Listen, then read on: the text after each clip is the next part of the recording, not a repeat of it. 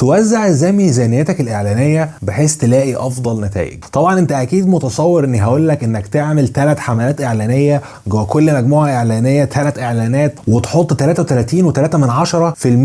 من الميزانيه لكل حمله. مش ده اللي انا اقصده هنا. اللي انا اقصده لو انت مثلا حاطط ميزانيه $1000 للاعلانات وتبتدي تضيع $1000 دول في اختبار استهدافات مختلفه، بدل ما تعمل كده خد 100 من ال1000 واستثمرهم في عمل صور وفيديوهات جودة أعلى، أفكار مختلفة، هوكس جذابة. ده هيخليك مختلف جدا عن إعلانات المنافسين، وده لوحده هيقلل تكاليف إعلاناتك أكتر من 30 أو 40% زيادة، وبالتالي ده لوحده هيكون دفع لك تمن الصور والفيديوهات اللي انت عملتها وحقق لك عائد أفضل على استثمارك، زي بعض عملائنا اللي حققنا لهم ملايين الدولارات من الإعلانات. ولو عايز ندير لك حملاتك الإعلانية اضغط على اللينك اللي في البايو فوق واحجز مكالمتك معانا عشان نشوف ما إذا كنا مناسبين للعمل سويا.